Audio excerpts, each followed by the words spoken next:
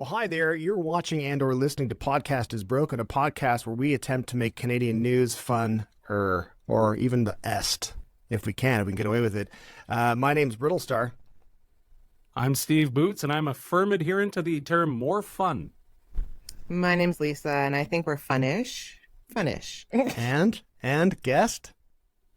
And I'm Fae Johnstone. Hello. Look at that. I know a lot of people who were listening last week were disappointed because it was just the three of us. Yeah.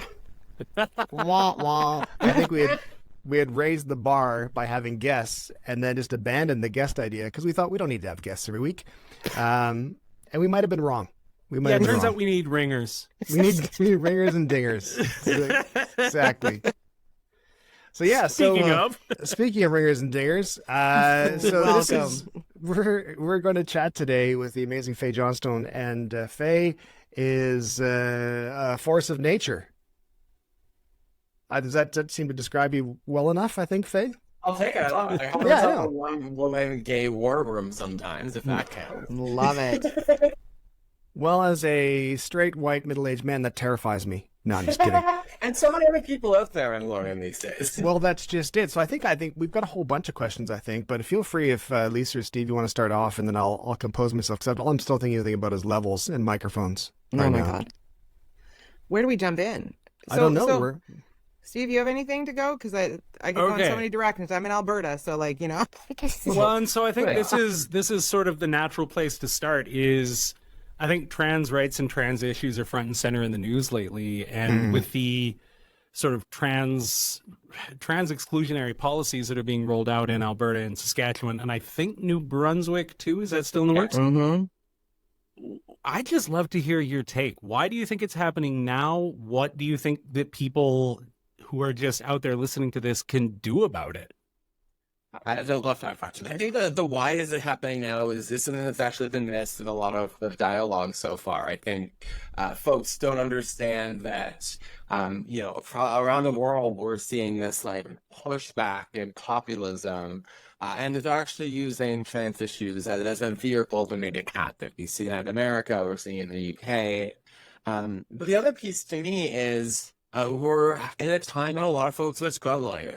Struggling to pay their bills, struggling to support their families. Trying to access healthcare all in this country is getting scarier and scarier. And so for certain politicians who are having a hard time dealing with the things that, everyday human beings are struggling with, they need a distraction. And this is, it seems, the distraction of the day.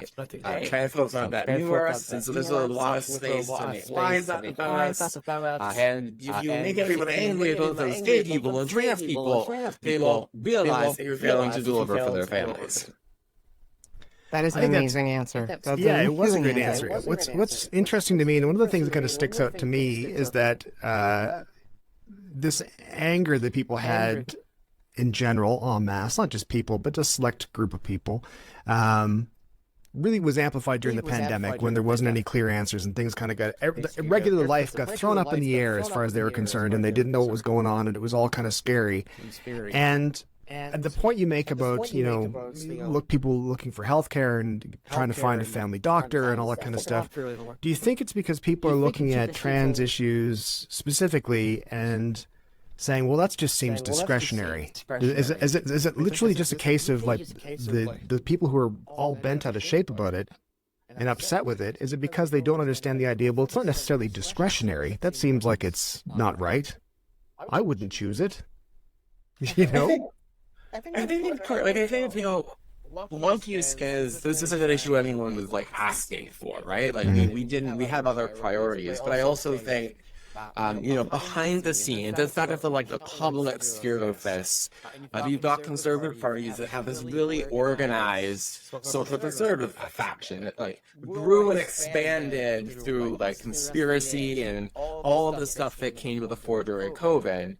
And so these groups are also pressuring the premiers to move backward on these issues. And I think to the public, they have these great slogans like parental rights. They're meant to fuel anxiety, and actually in a really inky way full of our teachers.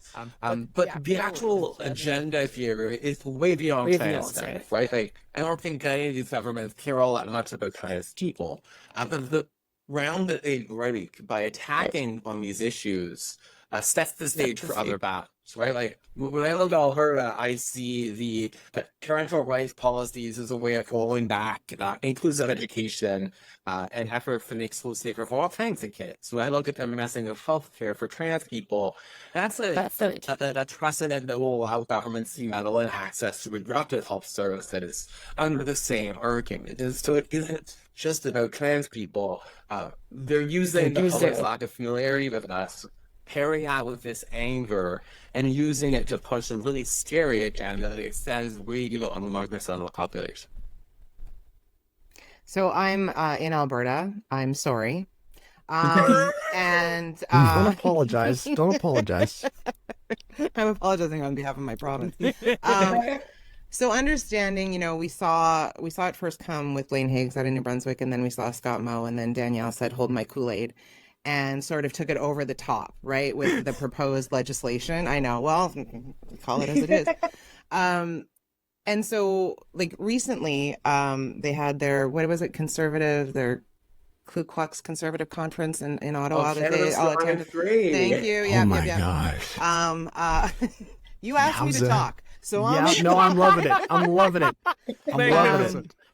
And Danielle, my buddy Danny, was quoted as saying that as part of the whole, look towards legislation and look at all the policies that they're proposing, that she had conversations with conservative colleagues. And so, I mean, I can think of one trans woman who sits within the UCP, and understanding one person does not speak for an entire group. How do you deal with that when you have people who are part of a community actively working against your community? I think this is one of the sticky points, right? Because, the trans community, despite what the National Post might think, does have a lot of different political opinions, beliefs, value systems, all that good stuff. And so to me, it's us actually dealing with those folks, because I'm happy to have kind of dialogue around, policy differences, and there is a lot of, nuance to this conversation. But I think it's actually irresponsible, though, is when governments use those very individuals as props. And we've seen that in Alberta and nationally and in other provinces, where they'll trot out one anti-trans mom. Doesn't matter that most parents support their trans kiddos, and they'll say, on behalf of parents. And then they trot out a quote-unquote reasonable trans person, literally just to make folks like me, who are saying, "Oh God, this is bad and dangerous," look like the unreasonable one. It's a weak argument because it's not reliant on the facts or the ideas. It's literally just a way of changing a narrative. It's really disingenuous. Out of light. What's fascinating to me, and I think it's almost comical, is exactly that point where you'll have a discriminated group as such, and you kind of expect that discriminated group to, or people will sometimes expect that a discriminated group to act as one. And everyone's got to be on the same page as everything. And I've spoken to other friends about this issue before who've experienced lots of discrimination. And I say, it must be tiring because it feels like everything you're saying for an entire group of people. Whereas certainly, it's in the same way, it's comical, because in the same way, when people sort of ascribe certain characteristics or views or perspectives to middle-aged straight white guys, I'm like, well, that doesn't apply to, I don't read the National Post. I'm not into this stuff. I like this. I'm not like that. This is where we're all different people. It's like I said, it's comical because you look at sort of, as you mentioned, people will get sort of, put forward as like examples of like, well, look, this person's part of the trans community and they said this. So that means they all think this, which is hilarious. It's like, good Lord, I didn't want Bruce Jenner or Caitlyn Jenner to speak for me at either point in time. I don't need that. No, all categories of humanity move as unitary bodies. That's the rules. Right.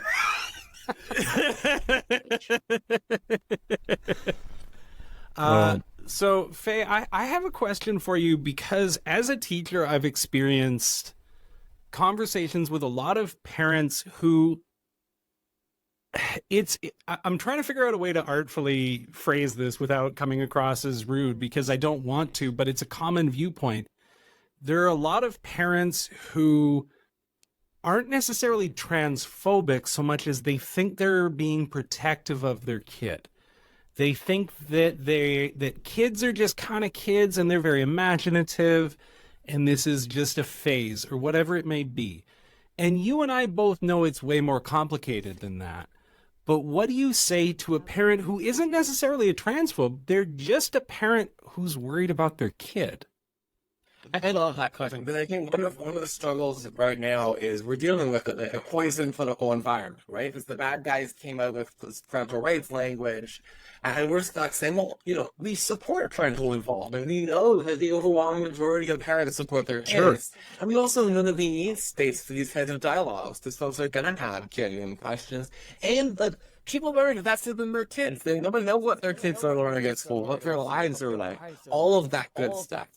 And so my message would be first, when we're talking about children, we're talking about expressions of gender diversity. So that's like the boy who likes to play with dolls. That is, like, literally, if you put the labels aside and don't play with the labels for a hot second, this is about allowing kids the freedom to be themselves, to express themselves as who they are.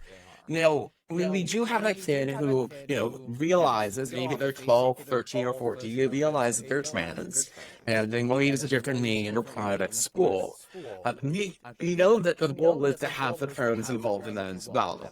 But if they're not ready or not safe to come out at home, they do need a little bit of breathing room.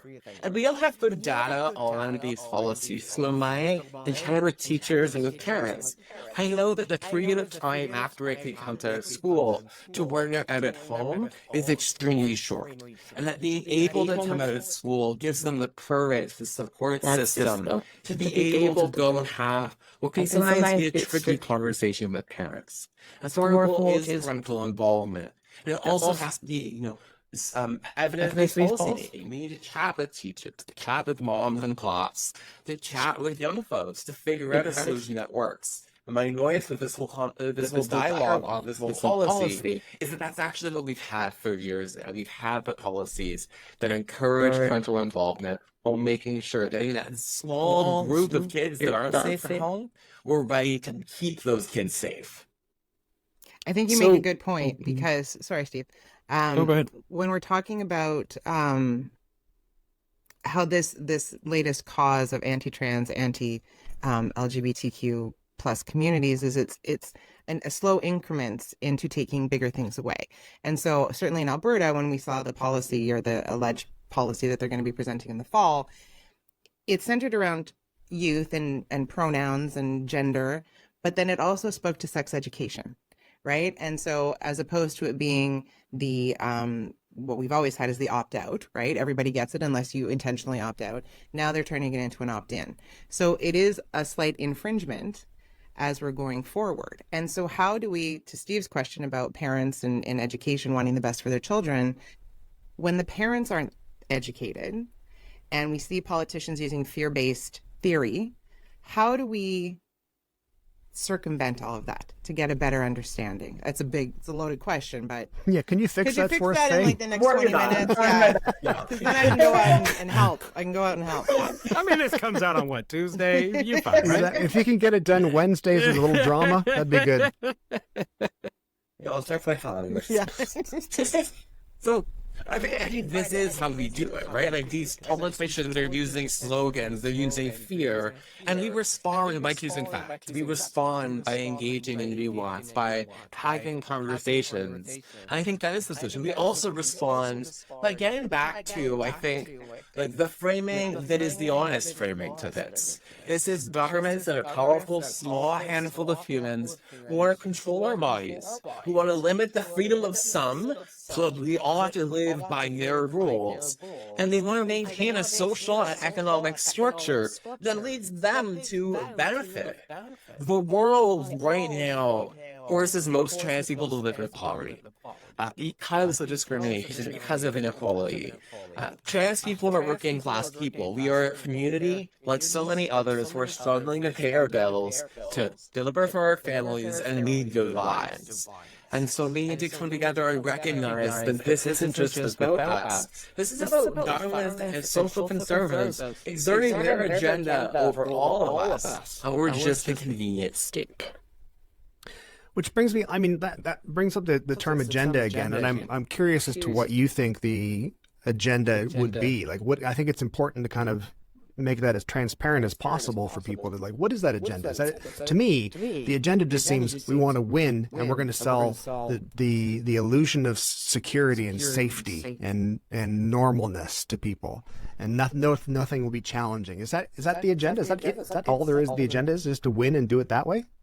So I think I like to differentiate between like the politicians and like the movements in this stage, right? The politicians, they want to win, they want, and they're playing their like cynical political game. What gets votes? What brings out the hardline right wing folks who knock on doors and donate some dollars? But then there's like the agenda of these like social conservative and far right groups, and theirs really is, I think, to roll back the progress that we've made around diversity, equity, inclusion, or anti-racism. To roll back like hard-won gains like reproductive freedom, reproductive rights.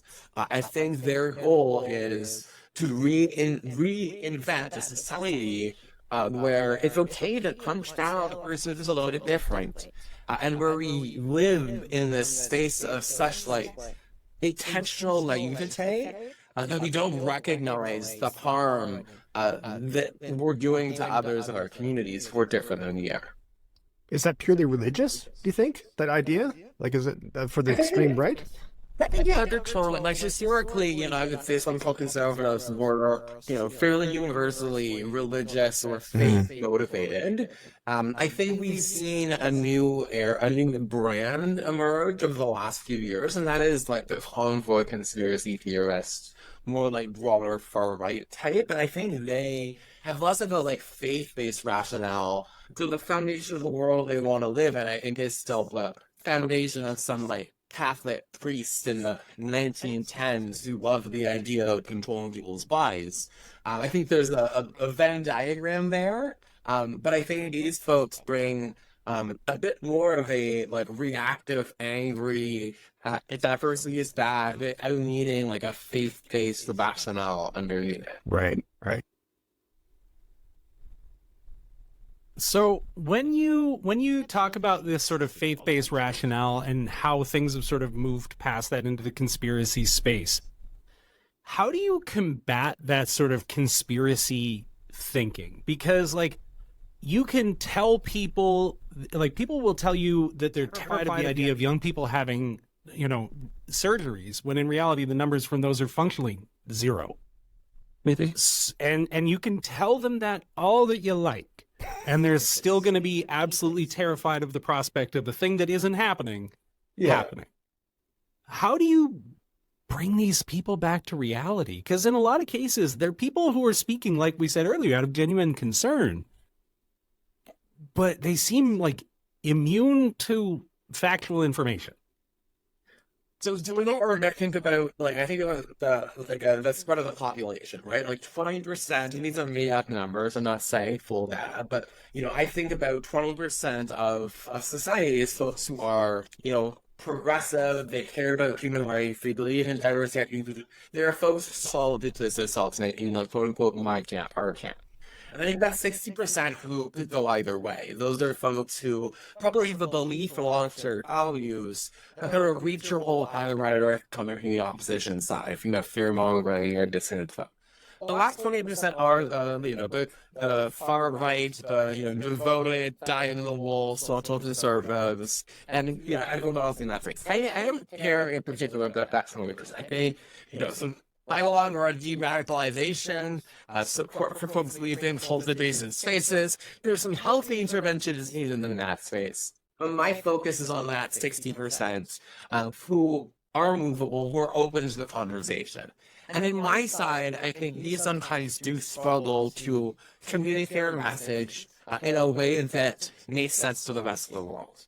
And it makes sense why we do. We see government progressing very well with our stuff because we're ready to fight as governments restrict our rights and stop our freedom. But we need to think about how we bring back, like, how we move the world towards that better and more free future. And that is by thinking about our message, by, bringing facts forward rather than their disinfo. And getting back to what matters, which is schools where whether you're a trans kid, a Muslim kid, a disabled kid, or a straight white kid from a middle-class family, you are safe in that hallway, you are treated with dignity, and you're receiving an education that equips you to grow into a healthy, happy, and thriving adult. That sounds easy enough. Let's get on it. Done. Sold. But God, it's been that easy this whole time. Right? I mean, wrap it up, guys. No, I just don't make this happen until Wednesday and resolve. Exactly. You have Stretch 3 it out. days. You're good. Yeah. But it's interesting. The other night I was with a few people and we got onto the topic, as we do. And one of the people that was talking, and I believe genuinely, it wasn't I don't have an issue with, but I don't think it was anything like that. But they were talking about, gay people are familiar to them. Trans people are becoming more familiar to them. But they were like, I don't understand non-binary. I don't understand the they, them, right? Yeah. And so we went back and forth, right? And I'm like, it's, how a person feels about themselves. What? And then at one point I said, well, maybe it's just not for you to understand. Maybe it's just for you to accept that person as a person. But for people like that who have a genuine, like, wanting to know, how do we, because I was saying, for most people that I've met, if you ask them in good faith, they will respond to you in good faith. But that can be scary for some people, right? So how would you encourage maybe that 60% that if they find themselves in a situation where they're with somebody that, they're like, how to broach it with them so that they can get educated on a personal level? I think, first and foremost, I don't expect anyone to memorize every little bit of our gender and sexuality lingo. I don't need you to memorize a whole bunch of identities. I couldn't care less. Just like when you do for the first time, I'm asking, like, what does your newbiness mean to you? I don't need to know all that much about other people's genders. Like, I don't particularly care. And so, baseline is treat people nicely, with respect. It's a necessity for name. Be mere to second guess them. If they say, actually, I'd like to use these pronouns, like, well, you're going to use their name, not invent them a name, so why not do the same for pronouns? So that's nice. And then when it comes to the other stuff, like, at the end of the day, if you set the labels aside, we are talking about folks who might express their gender a little bit differently than is quote-unquote conventional. I don't think it's fair to live in a world where you get bullied for having long hair or short hair. I think, have all the hair or none of the hair, live your best life. And so if we set aside the lingo and language, it really is about, not treating people differently because who they are, giving them the space to be themselves. And then, yes, we can have the conversation about the more, like, complicated or lingo-y stuff. But non-binary really just means, like, you're not a dude, you're not a gal, neither of those things work for you. And that may not make sense to most people. I don't know what it's like to be a Muslim mom. I don't know what it's like to have 17 cats. Like, there are many things I can't relate to. And that doesn't mean, except for the 17 cats, maybe that's a little bit too much. That doesn't mean that Like, whoa. We would draw our own conclusions from that. 14 cats, actually, I think is the upper limit. 16 is the limit. 16 is the absolute limit. So here's a further question to that. And I think it's really good that you bring out the point of, like, you just don't care. And it's like, that's kind of been my view in general. It's like, just don't be a jerk. If someone says, this is my name, these are my pronouns or whatever. Okay, good for you. That's great. Where do you want to get a pint now? That's great. Let's do this. I mean, it's like, it's as much as you just don't have to care about that kind of stuff. There's so many other things in the world to care about that I find it weird people get bent into shape about issues like this that are so specific and so...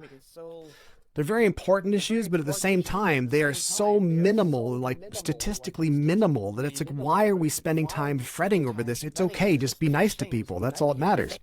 But here's my question for you is, for people who are parents, who are, as we mentioned earlier, who might be kind of freaking out and really worried about, what's going to happen to their kids. They want to protect their kids, and they're worried that they're going to be somehow convinced to make life-altering decisions. As we've discussed, that's just not really happening at all. But also that idea of it being discretionary where, I think of my mother saying to me about my niece who was listening to the song "I Kissed a Girl" by Katy Perry and said, "Do you think it's okay that she's listening to that?" I was like, "I think she'll be all right. I think she'll be fine. It's totally fine. Don't worry about it." Heavens to Betsy. Yeah, I think Subliminal messages. Yeah. I don't. If she's not into it, I don't think that's going to convince her to do it. It's a good tune, but it's not enough. It's not enough. I've been taken over by the song. Exactly. Must kiss girls. I don't really want to, but the song is making me. But what do you say to parents who are worried about that their kids are going to be like, oh, it's just going to be a decision one weekend? I mean, kids do go through these phases, but at the same time, it strikes me that someone who's decided to transition is not taking that decision lightly. And it's not even a decision to me. It seems like it's like, well, the decision is only just admitting to it, really. Yeah. And that's like, maybe to, my own experience very much was like, I hated who I was every part of my being before I realized I was trans and that was what was going on. And so it really was as simple as that. My clothes will sometimes give you a Republican model, like, here is the theory of gender. But really for me, it was like, the person that I was the place of constant suffering. And I tried all sorts of things to alleviate that. And only becoming this version of myself has allowed me to live a happy life where I don't feel like there's something like fundamentally out of place. So I would start there, right? Like, this is not anything more than folks being themselves. And a lot of the time, we don't do this because we want to.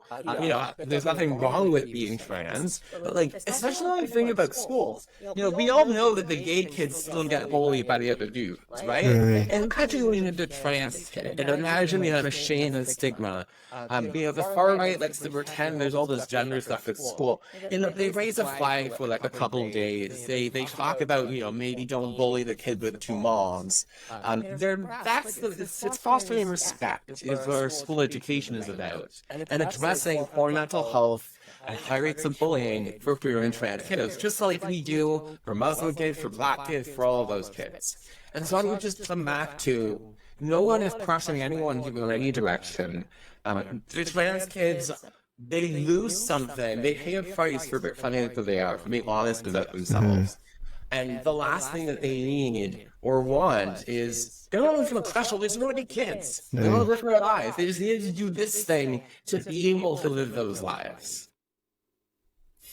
It must feel amazing as well. Like, to be honest, it must. I mean, I know there's a bunch of shit that goes along with it, but at the same time, it must feel amazing to get to the point where you go, okay, no, I just need to forge ahead and be myself. You must be like, that's good. And it is for so many people, right? I see, so older, we've seen the generations of trans folks that weren't able to come out at school as teens, right? And they're doing great now, but they got such horrible domesticating for so long. The amount of shame and stigma they had to unlearn, the amount of trauma from the mistreatment they had. And one of the things that the far right likes to do is conflate all of the social stuff and the medical stuff, right? So they say, kid coming out as trans is a pathway down this journey. And I would like to remind yourself first that the state of our healthcare is such that no one's getting access to anything in a timely manner, let alone the healthcare of the trans kiddos. Second, I'm fairly sure, especially about urges like freedom, I've heard. I think they like the idea of medical autonomy, of being able to make their own medical decisions. Well, I think parents in Alberta with trans kids deserve that same right. They deserve to be able to help their kid access what is evidence-based, medically necessary health care provided by qualified physicians and supported by decades of evidence, as well as every major medical association in the country. And so some trans kids do need access to gender-affirming care. Very, very few are accessing that care until they're late teens, in which context we're discussing hormones that are largely reversible. And shockingly, we allow kids to get access to antidepressants when they're teens. We recognize it might be a necessary intervention. We need the same approach for gender-affirming care, and we shouldn't conflate the two, because social transition is just, the being yourself in school thing. The medical side is none of my business, none of your business. It's between that kid, their doctor, and their family. Great. Absolutely.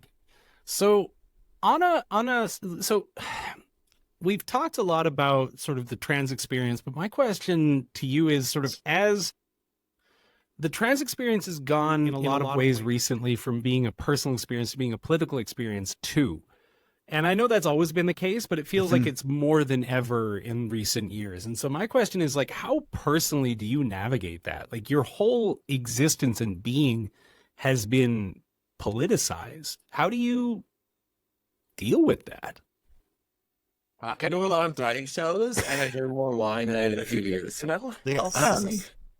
But I think, like, this is one of the things that scares me, right? Is, like, my community has just popped its head up in the public eye, right? Like, 10 years ago, I was, like, a high school student and graduated in 2011. I didn't know trans people existed until I was in university. And so we're just popping up. And our elders, the older generation of trans folks, like, they are just starting to see a world where they're, like, that is changing, that is treating the next generation better than they were. And so we're already having a lot going on. And then when you add this layer of waiting every day to see a new headline about a trans person who's passed away, about a government that's repressing on your rights, about a friend, or get a text about you from a friend who's getting death threats for speaking out on their rights in their community, like, that takes a toll as well. It takes a toll on our well-being. But it also galvanizes all of the bad guys who already were waiting for a reason to be mean and rude to us. And so, you know, my baseline, I love a world where gender and transness loves to politicize, because we're just finding our lives. And we've come so far. This generation of trans young people are going to grow up with more rights, more freedom, more language to describe themselves, feeling less of the shame and stigma. We promised them that they could be themselves. As a society, we actually need that promise. We need to live up to it, because these kids deserve that opportunity.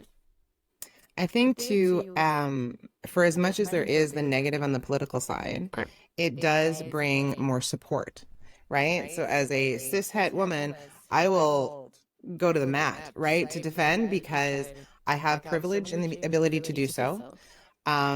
And the hypocrisy with which a lot of this stuff comes out, like when we talk gender-affirming care, conservative governments are anti-gender affirming care when it comes to trans kids, but Viagra, have at her, right? Because parental rights, except you don't get to choose for your child, even if your child does want to transition and you're supportive of that. It's parental rights on this end. So that hypocrisy, I at least try to show that as much as I can. But when I go to a rally or when I see the community get together, so I get emotional when I talk about this, because it's just, I never choose. I don't remember, and I say this to people, I didn't wake up one morning and go, yeah, I'm straight. So why would somebody wake up one morning and choose to be something if it was a choice, right? You are who you are. And to see people in a loving environment, accepting of people, it's warm to see. And I hope you feel that. I hope your community feels that. I hope you feel the support that, even though from Alberta, we will fight this government as much as we can. But like, with all the stuff that's happening, understanding that it is a small percentage of the population that feels this way, I just want you to know that we will continue to fight, and just know that. And this is actually, hey, thank you. I mean, this is what gives me hope. Is like, hey, we've got like mama bears and papa bears of trans kids that are gonna go to back, and we've got moms and dads who will always speak up for the freedom of kids to be themselves. We've got a whole generation of gay folks that are in, businesses, workplaces, in elected office, and they're gonna go to bat too. And so I often tell my community and my folks in the movement that, like, there is a lot of doom and gloom in the air right now. There is a reason for that. It's not a coincidence. It's part of their strategy. They want us to be scared, but it is powerful to remember why we are where we are today, and it's because this is a moment of backlash. It's backlash because we've looked them hit every single battle for 50 plus years, and they are scared of our free, equal, and socially just future we are building. And while it may have taken us a little while to get started, our friends, our families, and everyone who's listening to my is awake to the fact that this is one of the big issues that will determine who we are as a society. and that this assault from the far right is a threat to all of our freedoms, all of our rights, and the very concept of Canada as a multicultural country that respects human rights and welcomes diversity. So I have a bit of a two-part question here. One thing that I'm fascinated by as somebody who's sort of on the outside looking into sort of queer rights and trans issues is the way that people seem very bizarrely to feel, how do I phrase this? They feel almost entitled to knowledge about people's bodies, intimate knowledge, an opinion about people's bodies.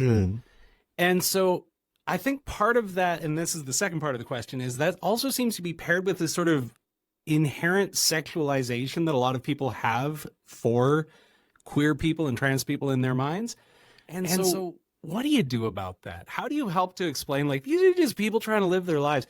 You would not ask anybody on the street what's going on in their pants. Why are you asking a trans person? Like, how do you deal with that, address that? What do you say, man? Like, I would say you tell them to F off when you walk away, but depending on the moment. That seems right. Done. Yeah, exactly. I think, again, like, this is another example, I think, like, socially of how the opposition is trying to make it more normal to objectify people again.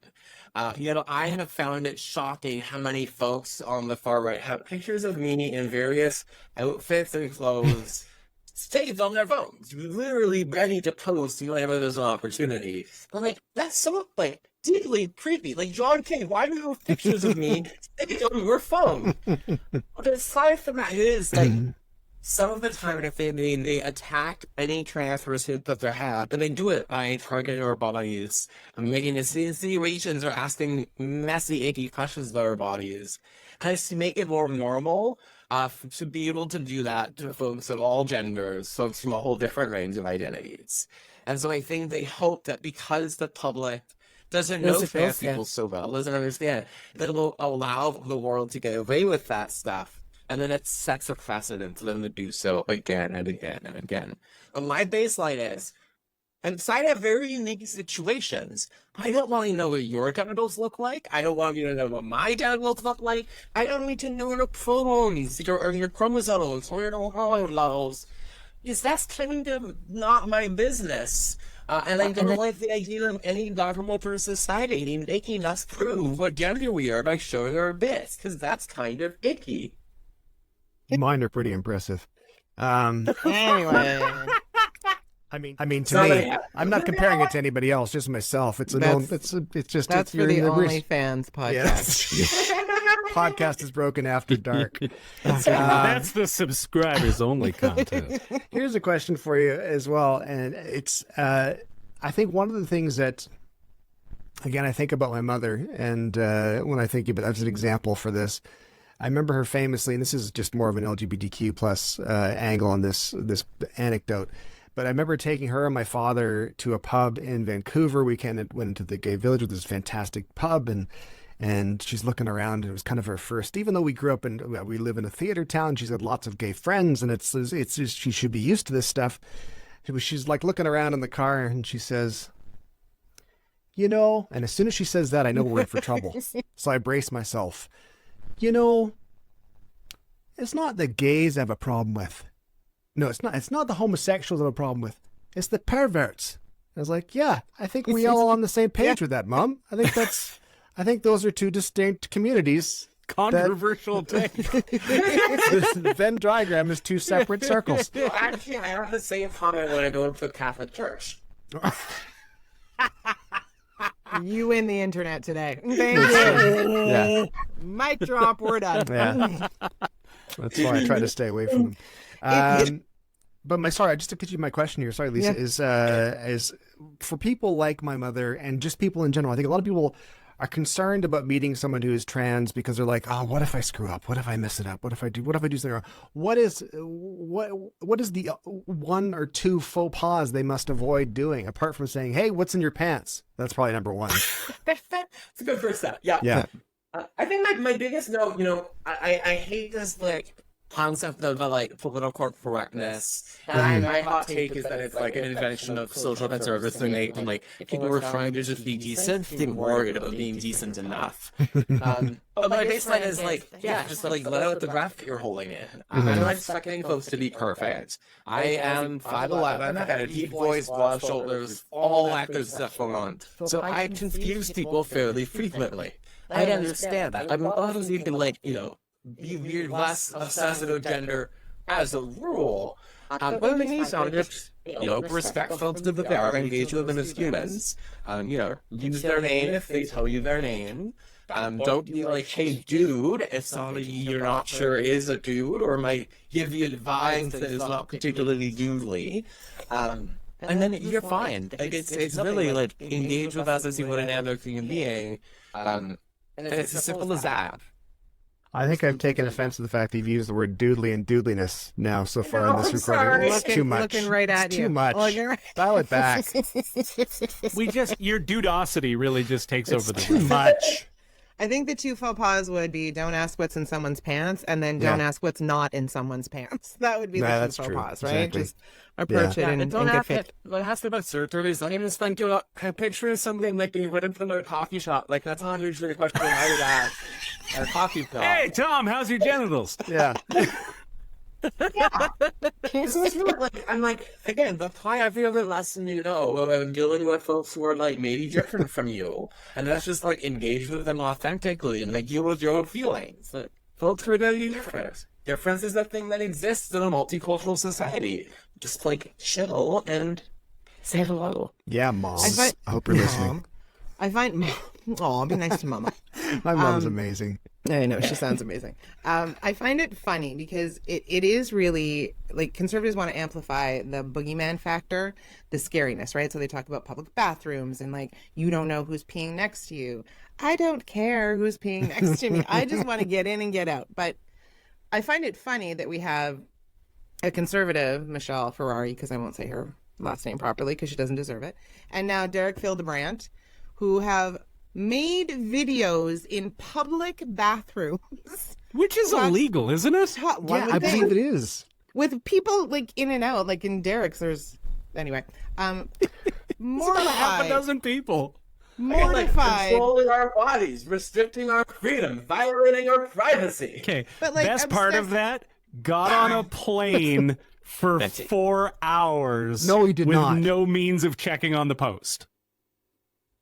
Serves him right. Serves him right. What happens when you hit send and then get on a Fabulous. Masterful stuff. But they're obsessing about, like, cotton products, right? Yeah. I don't understand. I mean, I do understand, but the idiocy of that, right? To make that the focal point of why, you know, it's this whole movement to try and take over. It's a snapshot. Like, it's the video clip, right? Like, I'm sure Derek got off the plane and went, oh. Yeah. What he was doing, because it's very far different. Sure. Yeah. It's all the The days have headline. not It's been kind to Derek, heavy. by the way. I hadn't seen him in a video in a while. Anyway. Next. I think this is like, so again, I think they're, you know, the bad guys, sorry, conservatives, the ones who are pushing this, they try to pick these issues that they perceive as more controversial, right? My baseline is, you know, Pollyanna debated on this. He said there should be no biological males in women's washers. Where are they supposed to pee? Most places do not care, to tell you this option. I don't want to be in a bathroom with dudes, and they don't want me in their bathroom. When I go into a women's washroom, come in and run for that stall, do my thing, and go.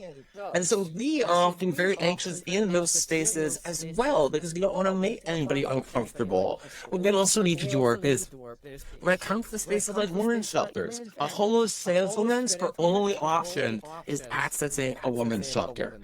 Shocking fact, a lot of the folks in women's shelters were making to each other in the shelter because they're traumatized people doing traumatizing things to each other. Shelters, whenever anybody engage in inappropriate behavior, deal with that on a case-by-case basis. If a straight white woman engages in violence for a shelter, it's not a rationale to male straight white woman from women's shelters. Same is true for trans folks. I mean, I think it's there's a lot of comedy, dark comedy, in the idea that someone with the washroom issue with shelters issues in jails and all that kind of stuff, places in general where it's like, I don't think this is a long con. I don't think that it's like, you know what I'm going to do? I'm going to go through all the hassles of transitioning.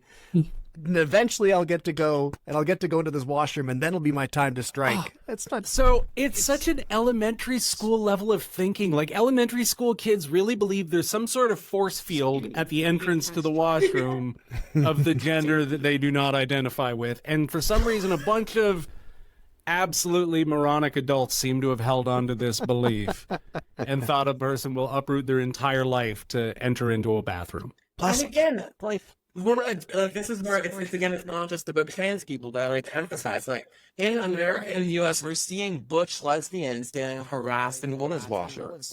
We're seeing, like, we've got a whole generation of much more flamboyant young gay folks than ever before, and they're getting mistreated in men's washrooms. Like, the bathroom debate is an attempt to stigmatize gender diversity. And it's not only trans people who show our gender in fun little ways, it's gays, theys, he's, and hims. It's the humans of all sorts that do that. And now anyone who does that has a higher risk of being mistreated in a freaking bathroom. I remember being in Cleveland and on East 4th Street, I think it's called. It's a street that's got like a bunch of bars and stuff and breweries. It's a great spot. And there was a fantastic washroom when you went downstairs. It was an all-gender washroom. There was, as you walked into this large room, there was a row of sinks back to each other with mirrors, and then there was individual cubicles like with floor-to-ceiling doors that you just shut, and you just had a bathroom. And I was like, yeah. This is better, because even as a guy, I don't want to go into a guy's bathroom because, as Lisa said, I don't care if someone who's peeing next to me. I do if they have terrible aim. I want to make sure that everything's hitting where it needs to hit. So I like the idea of being closed in. That's what we need. More of that. But I think just more of those fantastic bathrooms. And with the all-gender bathrooms, I want to point out one very important thing that I have noticed, because you got the little stalls and then there's the shared sinks, right? The number of men who wash their hands when there are women present skyrockets. That's right. It is remarkable. So everybody benefits. It's a public health issue. You got to work on that. Got it. I hate the fact that that's a thing that we know, but oh yeah, they finally moved past the splash of cold water and off they go. Okay, well, we need to start shaming the cis men that don't wash their hands. I've got one more related mom anecdote to tell me. I really shouldn't do all these things, these anecdotes. My mom. We were in Squamish, BC, and we stopped off, and there's this lovely little thing just by the Canadian Tire in Squamish. It's like a cafe and little shops and stuff, but there's also a couple of washrooms there. And my mom headed over to the one that was marked for the one was for women, but it was busy. And then a woman came out of the one that was marked for men. And it was just a single unit use thing. And she went sort of, oh, okay. So she went in and hang on, I got to tell Shannon to stop vacuuming.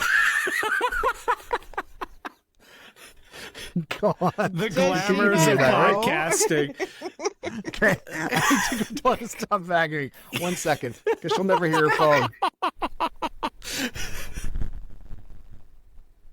Oh my goodness. It's a high-end operation we got around here, folks. Amazing. I love it. Shannon's going to be mortified. Don't worry, she doesn't listen to this show. She doesn't even know what's happening. Yeah, she'll have no idea. Oh, she's my like, God, you that's a hilarious. podcast? I was like, what? I thought you were just talking to your friends. We're keeping this all in. No edit. I went up there and Shannon's vacuuming, and I'm like, can you turn this off? And she's like, why? I was like, the vacuum is right beside where I'm filming.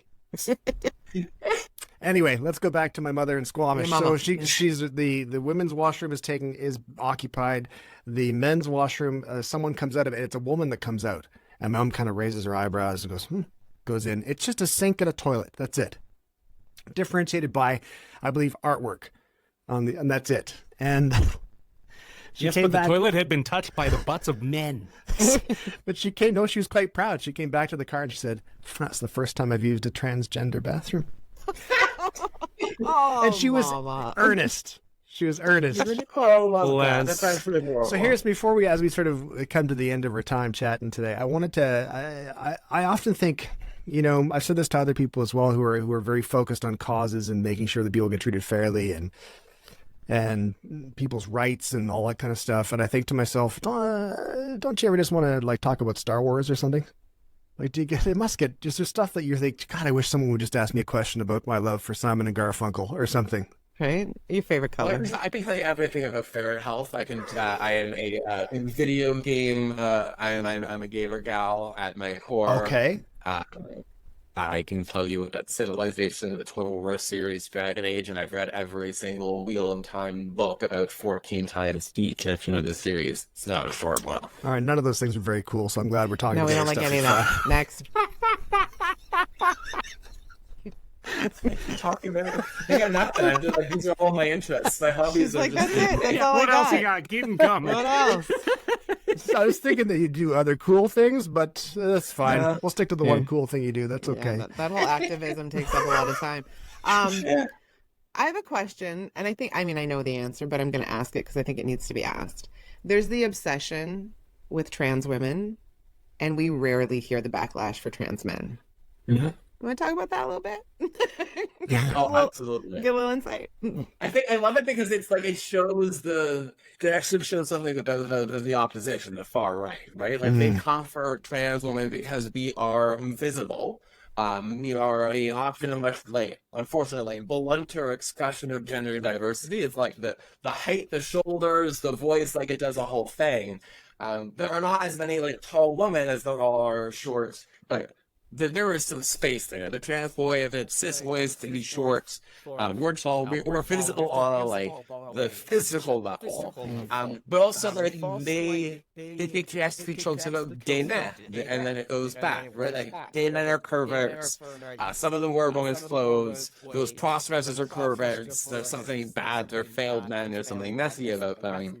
And so we have this whole legacy that informs our conception of drag queens and the significant extent trans women.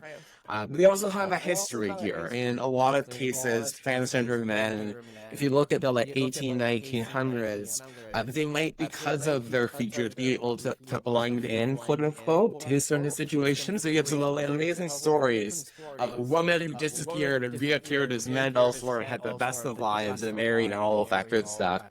Then they like broke the law and the whole world was scandalized to discover they were, quote unquote, actually women.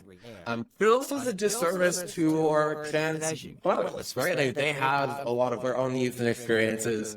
The trans experience is like far from universal, and there's a lot of overlap between the gals and the pals and the non-binaries and all of that good stuff. But they also deserve visibility and representation and dialogue. It's just interesting that the far right never talks about them because trans women are the easy targets, the scapegoats that they can spread all this ickiness around to do more than just you back trans folks with a message about who we should be as a country. Well, and it's that misogynistic undertone, right? It's that we can attack women, even though we don't think they're women. We'll attack women, but we don't touch men, right? Like I think that is bad. Like, so one of the atheist things, right? You see the far right describe this like this idea of like rapid onset gender dysphoria, this idea that there's some like social phenomena because somebody learned that trans people exist. That we have in our roots of young girls transitioning. And the fact is such a rhetoric that takes away all of your agency and autonomy. But it takes away the fact that young people of any gender are unable to understand who they are not susceptible, like they're not susceptible to some like weird cult thing, but that they are just living their lives. Like the way that the far right talks about trans men is inherently misogynistic as well, which is really interesting to see. Mm-hmm. So I have sort of a broad question that I just want to give you a chance to sort of give your perspective on, because there's a lot of folks out there who I think are, remind me sort of my parents, who are well-intentioned and not necessarily for or against, but sort of uninformed and, eager to say like, I want nothing to do with it. I know nothing about it. And like, they're not necessarily, against anything. Like they've got a gay friend in their life and they like them just fine. They just are reluctant on a systemic level.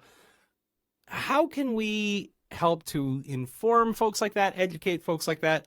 How can we help to bridge that gap? Because I think there's a lot of very, I don't want to say the word persuadable, but sort of like amenable, open people out there who maybe are being missed in the conversation. I think it's the thing of shared values. Like we all live in a society where we respect diversity and human rights, and where we allow folks to live their lives and have the freedom to do so without judgment or shame. And beyond that, like, I don't really have much more that I need from folks. Like, I don't need folks to memorize a gender 101. I don't need folks to subscribe to, like, all I really would invite is for folks to recognize, I guess, that there are folks out there with a vested interest in lying to them, that there are folks out there with an interest in turning our communities against each other, and that is, they're going to use some great slogans to do so.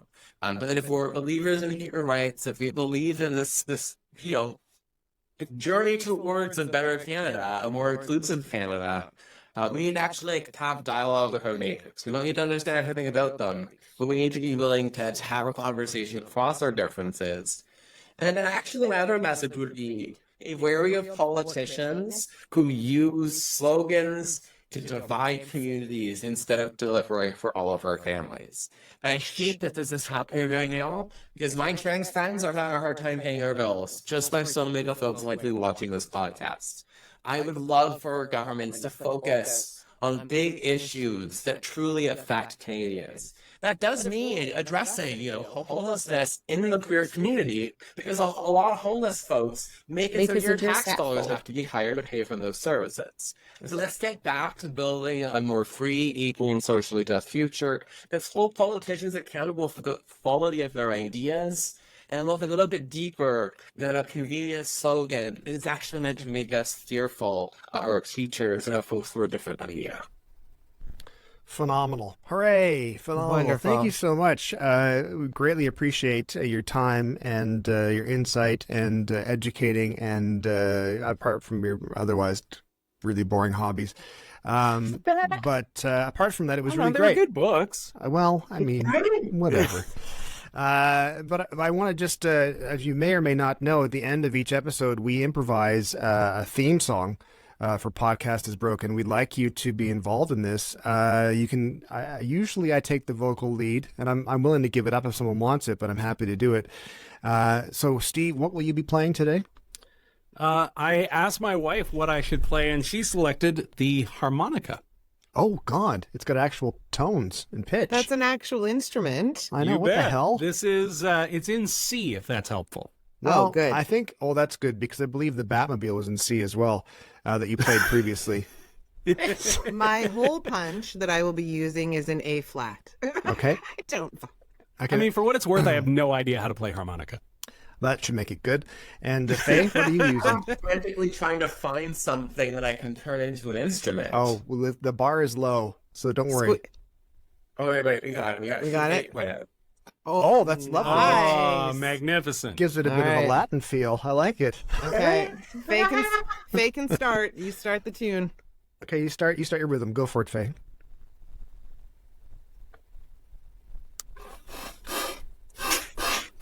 Podcast is broken. Podcast is broken. Podcast is broken. Podcast is broken. Podcast is broken. That's pretty good. That turned out all right. That was the most musical one we've It ever had, I really think. was. It really Yeah. was. It was really good, and I think it's nice There you because go. we finished, and Faye has realized that that being on the show is a terrible idea. I love her. You just made a podcast that they're on. She's blocking all of us as Immediately. soon as she gets off of here. Exactly. Exactly. Thank you so much for watching and or listening to Podcast is Broken. Remember, you can subscribe at podcastisbroken.ca, and you can find us on all your favorite podcast platforms and such. And it's been a good chat. Thanks so much again, Faye. We really appreciate it. Thanks for having me Thanks, back. Faye. Thanks for coming. Take care of See you yourselves, folks. guys.